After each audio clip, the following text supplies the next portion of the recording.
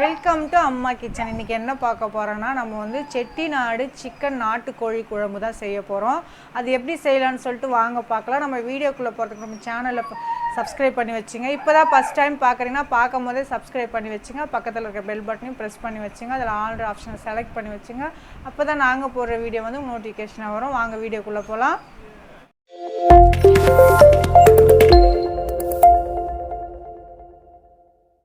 பாருங்கள், நம்ம வந்து நாட்டுக்கோழி செட்டிநாடு சிக்கன் கிரேவி செய்ய போகிறோம். நான் வந்து ஒரு முழு கோழி வாங்கி க்ளீன் பண்ணி அவங்களே கட் பண்ணி கொடுத்துட்டாங்க. இந்த மாதிரி மஞ்சள்லாம் தடவி நமக்கு வந்து இந்த சுட்டுட்டு மஞ்சள்லாம் தடவி நல்லா க்ளீன் பண்ணி கொடுத்துருக்காங்க. நான் வீட்டில் எடுத்துகிட்டு வந்து நம்ம வந்து கழுவி க்ளீன் பண்ணி வச்சுருக்கோம். இப்போ வந்து நம்ம வந்து ஒரு குக்கரில் வச்சுட்டு ஒரு 2 விசில் நம்ம வந்து விட்டுடலாம். ஏன்னா இது நாட்டுக்கோழி வந்து நம்ம செப்பரேட்டாக வந்து வேக வச்சோம்னா வேகாது. அதனால் ஒரு 2 விசில் நம்ம வந்து குக்கரில் வச்சு எடுத்துக்கலாம். குக்கரில் வச்சாச்சு. நம்ம வந்து கொஞ்சமாக உப்பு சேர்த்துக்கலாம். வேகிற அளவுக்கு நம்ம வந்து கொஞ்சம் உப்பு சேர்த்துக்கலாம். அது கூடவே நான் வந்து 1 ஸ்பூன் அளவுக்கு இஞ்சி பூண்டு பேஸ்ட் சேர்த்துக்கிறேன். கொஞ்சம் அது வேகிறதுக்கு கொஞ்சமாக நம்ம வந்து தண்ணி சேர்த்துக்கலாம். ஜாஸ்தி தேவையில்லை, நான் கொஞ்சமாக தான் சேர்க்குறேன்.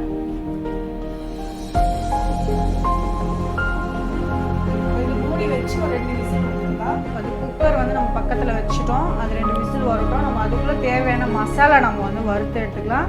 கொஞ்சமாக வந்து ஆயில் சேர்த்துக்கிறேன். ஆயில் நல்லா சூடாகட்டும்.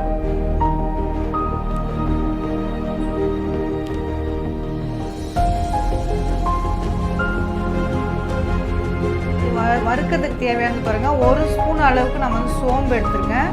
1 ஸ்பூன் அளவுக்கு ஜீரகம் எடுத்திருக்கேன். 1 ஸ்பூன் அளவுக்கு தனியா எடுத்திருக்கேன். 1 ஸ்பூன் அளவுக்கு மிளகு எடுத்திருக்கேன். ஒரு பட்டை, ஒரு கிராம்பு, ஒரு ஏலக்காய், கல்பாசி கொஞ்சம், ஒரு மராட்டி மூக்கு, ஒரு ஜாவித்திரி பூ, ஒரு 7 வரமிளகாய், 3 பிரிஞ்சி இலை. இது அப்படியே நம்ம வந்து வறுத்து எடுத்துக்கலாம். இதில்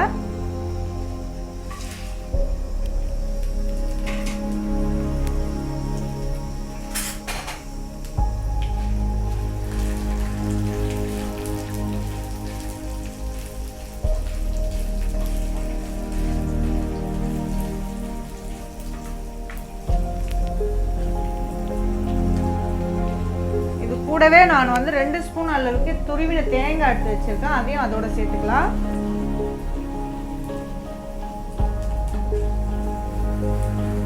நல்லாவே வறுத்து எடுத்துக்கலாம். இதை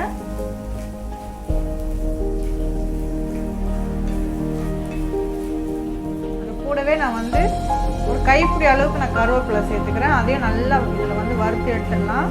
நல்ல மணமாக இருக்கும் நமக்கு வந்து வறுத்து அரைக்கும் போது கருவேப்பிலையை.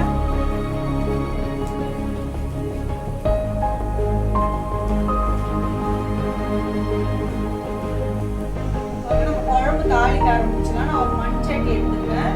வந்து சட்டி வந்து சூடாகிட்டு நம்ம வந்து தேவையான அளவுக்கு நம்ம வந்து ஆயில் சேர்க்கலாம்.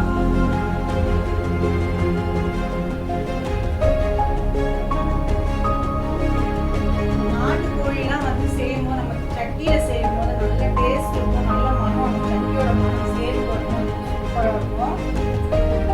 எண்ணெய் சூடாகிடுச்சு. 2 பட்டை, சின்ன பட்டை, ஒரு 2 கிராம்பு சேர்த்துக்கிறேன். ஆல்ரெடி நம்ம வந்து அரைக்கிறதுக்கு வச்சுட்டோம். 1 ஸ்பூன் அளவுக்கு சோம்பு சேர்த்துக்கிறேன்.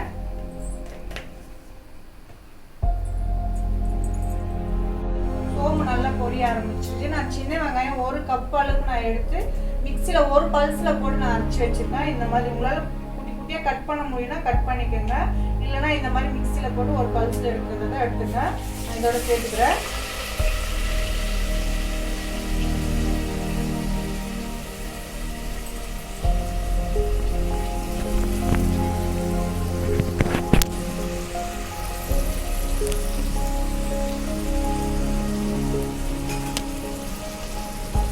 நல்லா வதக்கி விட்டுறலாம். வெங்காயம் நல்லா வதங்கணும். வெங்காயம் நல்லா வதங்கிடுச்சு. அது கூடவே நம்ம வந்து கருவேப்பிலை கொஞ்சம் போட்டு நல்லா வதக்கி விட்டுறலாம்.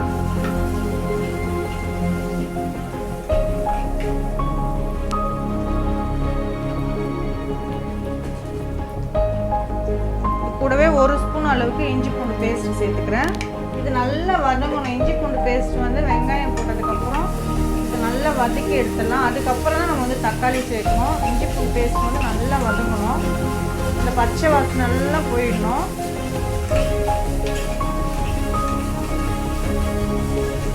இஞ்சி பூண்டு பேஸ்ட் வதங்கிடுச்சு. நான் 2 தக்காளி, பெரிய தக்காளி கட் பண்ணி வச்சுருக்கேன்.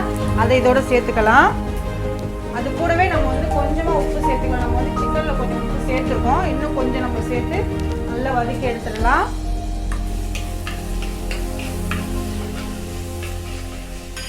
தக்காளி நல்லா வதங்கிடுச்சு. இது கூட நான் வந்து 2 ஸ்பூன் அளவுக்கு நான் வந்து குழம்பு மிளகாய்த்தூள் சேர்த்துக்கிறேன்.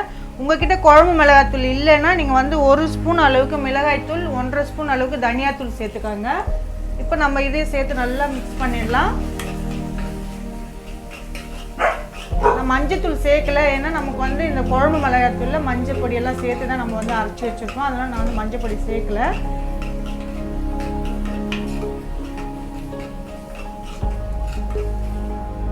இது கூடவே நம்ம வந்து அரைச்சி வச்சு பார்த்தீங்களா, வதக்கி அரைச்ச மசாலா இருக்குது பார்த்தீங்களா, அதை நம்ம வந்து இதோட சேர்த்துக்கலாம். நல்லா ஃபைன் பேஸ்ட்டாக அரைச்சிக்கோங்க.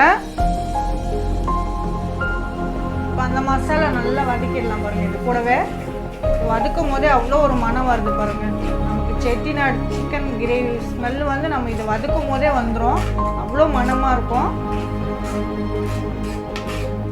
செட்டிநாடுனாலே நம்ம வந்து செட்டிநாடு சிக்கன், அதுவும் நாட்டுக்கோழினால நம்ம வந்து கிராமத்து மண் வாசனை தான் நமக்கு ஞாபகம் வரும். கிராமத்துலலாம் வந்து நமக்கு நல்லாவே கிடைக்கும் நாட்டுக்கோழிலாம். நம்ம வந்து சிட்டியில் வந்து ஒரு அளவுக்கு தான் கிடைக்கும். நல்லாவே இதை வதக்கிடலாம்.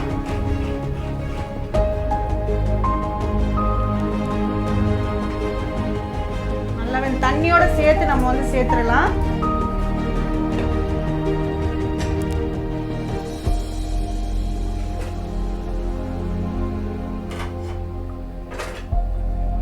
நல்லா மிக்ஸ் பண்ணி விட்டுறலாம் பாருங்க.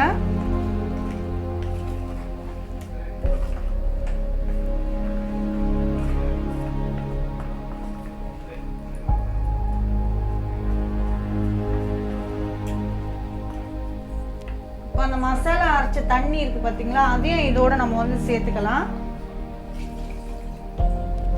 தண்ணி இன்னும் கொஞ்சம் நீங்கள் வேணும்னா சேர்த்துக்குங்க.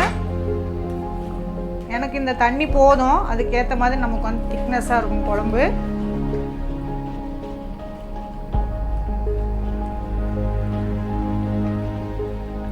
இதில் நீங்கள் வந்து உப்பு காரம் எல்லாம் பார்த்துட்டு வேணும்னா நீங்கள் கொஞ்சம் உப்பு காரம் நீங்கள் வந்து சேர்த்துக்கோங்க.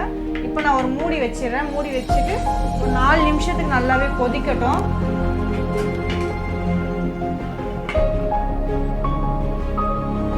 நல்லாவே இப்போ வந்து கொதிக்க ஆரம்பிச்சிருச்சு. நம்ம வந்து திறந்துடலாம்.